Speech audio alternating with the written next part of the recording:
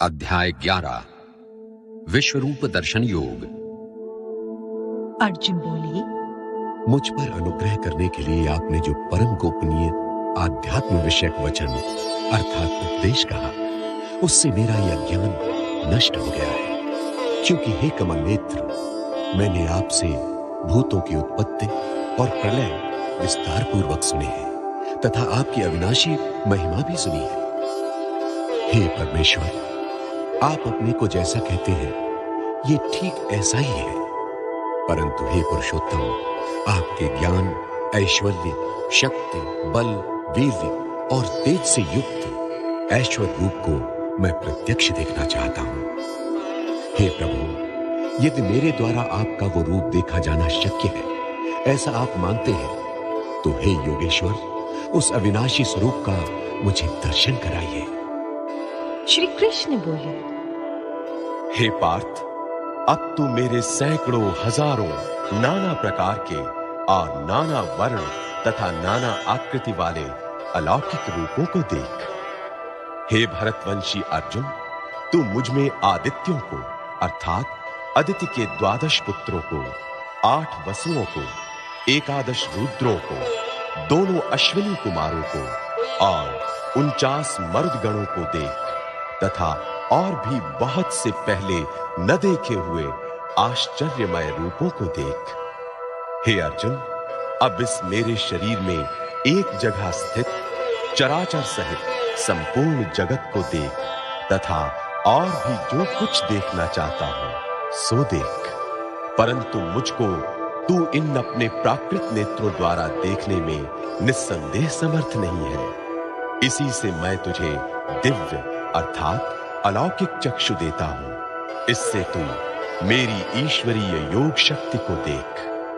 संजय बोले, हे राजन, महायोगेश्वर और सब पापों के नाश करने वाले भगवान ने इस प्रकार कहकर उसके पश्चात अर्जुन को परम ऐश्वर्य युक्त दिव्य स्वरूप दिखलाया। अनेक मुख और नेत्रों से युक्त, अनेक अद्भुत दर्शनों वाले, बहुत से दिव्य भूषणों से युक्त और बहुत से दिव्य शस्त्रों को हाथों में उठाए हुए, दिव्य माला और वस्त्रों को धारण किए हुए और दिव्य गंध का सारे शरीर में लेप किए हुए, सब प्रकार के आश्चर्यों से युक्त, सीमा रहित और सब ओर मुक्त किए हुए विराट स्वरूप परम देव परमेश्वर को अर्जुन ने देखा। आकाश में 1000 सूर्यों के एक साथ उदय होने से उत्पन्न जो प्रकाश हो, वो भी उस विश्व रूप परमात्मा के प्रकाश के सदृश कदाचित ही हो।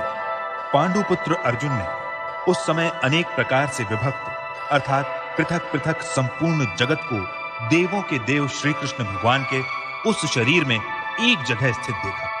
उसके अनंतर वे आश्चर्य से चकित और पुलकित शरीर अर्जुन प्रकाशमय विश्व रूप परमात्मा को श्रद्धा भक्ति सहित सिर से प्रणाम करके हाथ जोड़कर बोले, हे देव, मैं आपके शरीर में संपूर्ण देवों को तथा अनेक भूतों के समुदायों को, कमल के आसन पर विराजित ब्रह्मा को, महादेव को और संपूर्ण ऋषियों को तथा दिव्य स्वरूपों को देखता हूं। हे संपूर्ण विश्व के स्वामी, आपको अनेक भुजा, पेट, मुख और नेत्रों से युक्त तथा सब ओर से अनंत रूपों वाला देखता हूं। हे विश्वरूप, मैं आपके न अंत को देखता हूं, न मध्य को और न आदि को ही। आपको मैं मुकुट युक्त, गदा युक्त और चक्र युक्त तथा सब ओर से प्रकाशमान तेज के पुंज, प्रज्वलित अग्नि और सूर्य के सदृश ज्योति युक्त, कठिनता से देखे जाने योग्य और सब ओर से अप्रमेय स्वरूप देखता हूं। आप ही जानने योग्य परम अक्षर अर्थात पर ब्रह्म परमात्मा है। आप ही इस जगत के परमाश्रय हैं। आप ही अनादि धर्म के रक्षक हैं और आप ही अविनाशी सनातन पुरुष हैं, ऐसा मेरा मत है। आपको आदि, अंत और मध्य से रहित, अनंत सामर्थ्य से युक्त, अनंत भुजा वाले, चंद्र सूर्य रूप नेत्रों वाले, प्रज्वलित अग्नि रूप मुख वाले और अपने तेज से इस जगत को संतप्त करते हुए देखता हूं।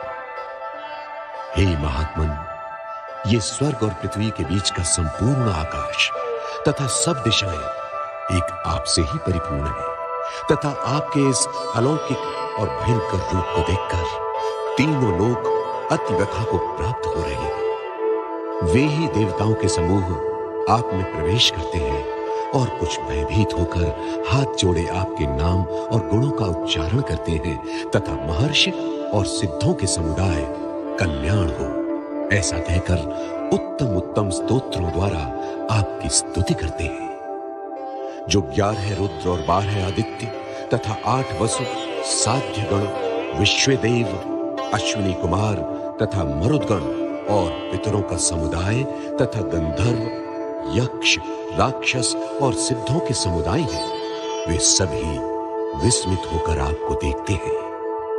हे महाबाहो, आपके बहुत मुख और नेत्रों वाले, बहुत हाथ, जंघा और पैरों वाले, बहुत उदरों वाले और बहुत सी दाढ़ों के कारण अत्यंत विकराल महान रूप को देखकर सब लोग व्याकुल हो रहे हैं तथा मैं भी व्याकुल हो रहा हूं, क्योंकि हे विष्णु, आकाश को स्पर्श करने वाले दैदीप्यमान अनेक वर्णों से युक्त तथा फैलाए हुए मुख और प्रकाशमान विशाल नेत्रों से युक्त आपको देखकर भयभीत अंतःकरण वाला मैं धीरज और शांति नहीं पाता हूं। दाढ़ों के कारण विकराल और प्रलय काल की अग्नि के समान प्रज्वलित आपके मुखों को देखकर मैं दिशाओं को नहीं जानता हूं और सुख भी नहीं पाता हूं।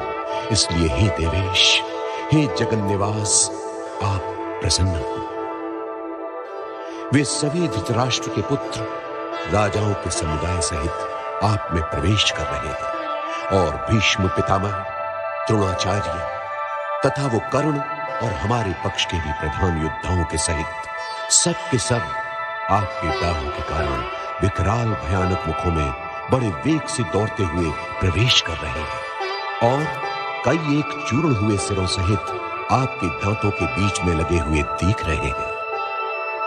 जैसे नदियों के बहुत से जल के प्रवाह स्वाभाविक ही समुद्र के ही सम्मुख दौड़ते हैं, अर्थात समुद्र में प्रवेश करते हैं, वैसे ही वे नरलोक के वीर भी आपके प्रज्वलित मुखों में प्रवेश कर रहे हैं। जैसे पतंग मोहवश नष्ट होने के लिए प्रज्वलित अग्नि में अतिवेग से दौड़ते हुए प्रवेश करते हैं, वैसे ही ये सब लोग भी अपने नाश के लिए आपके मुखों में अतिवेग से दौड़ते हुए प्रवेश कर रहे हैं। आप उन संपूर्ण लोगों को प्रज्वलित मुखों द्वारा ग्रास करते हुए सब ओर से बार बार चाट रहे हैं।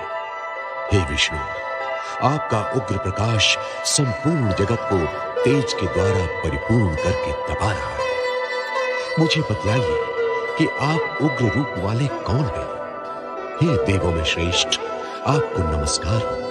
आप प्रसन्न होइए। आदि पुरुष, आपको मैं विशेष रूप से जानना चाहता हूं, क्योंकि मैं आपकी प्रवृत्ति को नहीं जानता। श्री कृष्ण बोले, मैं लोगों का नाश करने वाला बढ़ा हुआ महाकाल हूं। इस समय इन लोगों को नष्ट करने के लिए प्रवृत्त हुआ हूं। इसलिए जो प्रतिपक्षियों की सेना में स्थित योद्धा लोग हैं, वे सब तेरे बिना भी नहीं रहेंगे, अर्थात तेरे युद्ध न करने पर भी इन सब का नाश हो जाएगा। अतएव तू उठ, यश प्राप्त कर और शत्रुओं को जीतकर धन धान्य से संपन्न राज्य को भोग। ये सब शूरवीर पहले ही से मेरे ही द्वारा मारे हुए हैं।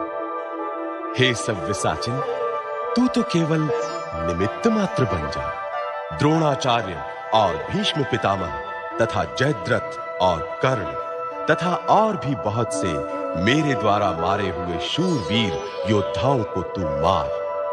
भय मत कर, निस्संदेह तू युद्ध में वैरियों को जीतेगा, इसलिए युद्ध कर। संजय बोले, केशव भगवान के इस वचन को सुनकर मुकुटधारी अर्जुन हाथ जोड़कर कांपता हुआ नमस्कार करके फिर भी अत्यंत भयभीत होकर प्रणाम करके भगवान श्री कृष्ण के प्रति गदगद वाणी से बोले, हे अंतर्यामिन, ये योग्य ही है कि आपके नाम, गुण और प्रभाव के कीर्तन से जगत अतिहर्षित हो रहा है और अनुराग को भी प्राप्त हो रहा है तथा भयभीत राक्षस लोग दिशाओं में भाग रहे हैं और सब सिद्धगणों के समुदाय नमस्कार कर रहे हैं। हे महात्मन, ब्रह्मा के भी आदिकर्ता और सबसे बड़े आपके लिए वे कैसे नमस्कार न करें? क्योंकि हे अनंत, हे देवेश, हे जगन निवास, जो सत असत और उनसे परे अक्षर अर्थात सच्चिदानंद घन ब्रह्म है, वो आप ही हैं। आप आदिदेव और सनातन पुरुष हैं। आप इस जगत के परम आश्रय और जानने वाले तथा जानने योग्य और परम धाम हैं। हे अनंत रूप, आपसे ये सब जगत व्याप्त अर्थात परिपूर्ण है। आप वायु, यमराज, अग्नि, वरुण, चंद्रमा, प्रजा के स्वामी ब्रह्मा और ब्रह्मा के भी पिता हैं। आपके लिए हजारों बार नमस्कार, नमस्कार हो। आपके लिए फिर भी बार बार नमस्कार, नमस्कार। हे अनंत सामर्थ्य वाले, आपके लिए आगे से और पीछे से भी नमस्कार। हे सर्वात्मन, आपके लिए सब ओर से ही नमस्कार हो, क्योंकि अनंत पराक्रमशाली आप समस्त संसार को व्याप्त किए हुए हैं। इससे आप ही सर्वरूप हैं। आपके इस प्रभाव को न जानते हुए आप मेरे सखा हैं ऐसा मानकर प्रेम से अथवा प्रमाद से भी मैंने हे कृष्ण, हे यादव, हे सखे इस प्रकार जो कुछ बिना सोचे समझे हठात कहा है। और हे अच्युत, आप जो मेरे द्वारा विनोद के लिए विहार, शैया, आसन और भोजनादि में अकेले अथवा उन सखाओं के सामने भी अपमानित किए गए हैं, वो सब अपराध अप्रमेय स्वरूप अर्थात अचिंत्य प्रभाव वाले आपसे मैं क्षमा करवाता हूं। आप इस चराचर जगत के पिता और सबसे बड़े गुरु एवं अति पूजनीय हैं। हे अनुपम प्रभाव वाले, तीनों लोकों में आपके समान भी दूसरा कोई नहीं है, फिर अधिक तो कैसे हो सकता है? अतएव हे प्रभु, मैं शरीर को भली भांति चरणों में निवेदित कर प्रणाम करके स्तुति करने योग्य आप ईश्वर को प्रसन्न होने के लिए प्रार्थना करता हूं। हे देव, पिता जैसे पुत्र के, सखा जैसे सखा के और पति जैसे प्रियतमा पत्नी के अपराध सहन करते हैं, वैसे ही आप भी मेरे अपराध को सहन करने योग्य हैं। मैं पहले न देखे हुए आपके इस आश्चर्यमय रूप को देखकर हर्षित हो रहा हूं और मेरा मन भय से अति व्याकुल भी हो रहा है। इसलिए आप उस अपने चतुर्भुज विश्व रूप को ही मुझे दिखलाइए। हे देवेश, हे जगन निवास, प्रसन्न होइए। मैं वैसे ही आपको मुकुट धारण किए हुए तथा गदा और चक्र हाथ में लिए हुए देखना चाहता हूं। इसलिए हे विश्व स्वरूप, हे सहस्त्रबाहु, आप उसी चतुर्भुज रूप में प्रकट हुए। श्री कृष्ण बोले, हे अर्जुन, अनुग्रह पूर्वक मैंने अपनी योग शक्ति के प्रभाव से ये मेरा परम तेजोमय, सबका आदि और सीमा रहित विराट रूप तुझको दिखलाया है, जिसे तेरे अतिरिक्त दूसरे किसी ने पहले नहीं देखा था। हे अर्जुन, मनुष्य लोक में इस प्रकार विश्व रूप वाला मैं न वेद और यज्ञों के अध्ययन से, न दान से, न क्रियाओं से और न उग्र तपों से ही तेरे अतिरिक्त दूसरे के द्वारा देखा जा सकता हूं। मेरे इस प्रकार के इस विकराल रूप को देखकर तुझको व्याकुलता नहीं होनी चाहिए और मूढ़ भाव भी नहीं होना चाहिए। तू भय रहित और प्रीति युक्त मन वाला होकर उसी मेरे इस शंख चक्र गदा पद्म युक्त चतुर्भुज रूप को फिर देख। संजय बोले, वासुदेव भगवान ने अर्जुन के प्रति इस प्रकार कहकर फिर वैसे ही अपने चतुर्भुज रूप को दिखलाया और फिर महात्मा श्री कृष्ण ने सौम्य मूर्ति होकर इस भयभीत अर्जुन को धीरज दिया। अर्जुन बोले, हे जनार्दन, आपके इस अति शांत मनुष्य रूप को देखकर अब मैं स्थिर चित्त हो गया हूं और अपनी स्वाभाविक स्थिति को प्राप्त हो गया हूं। श्री कृष्ण बोले, मेरा जो चतुर्भुज रूप तुमने देखा है, ये सुदुर्दर्श है, अर्थात इसके दर्शन बड़े ही दुर्लभ हैं। देवता भी सदा इस रूप के दर्शन की आकांक्षा करते रहते हैं। जिस प्रकार तुमने मुझको देखा है, इस प्रकार चतुर्भुज रूप वाला मैं न वेदों से, न तप से, न दान से और न यज्ञ से ही देखा जा सकता हूं।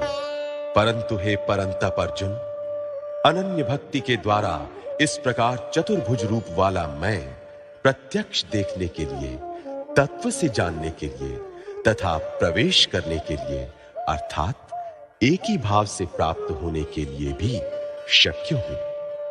हे अर्जुन, जो पुरुष केवल मेरे ही लिए संपूर्ण कर्तव्य कर्मों को करने वाला है, मेरे परायण है, मेरा भक्त है, आसक्ति रहित है और संपूर्ण भूत प्राणियों में वैर भाव से रहित है, वो अनन्य भक्ति युक्त पुरुष मुझको ही प्राप्त होता है।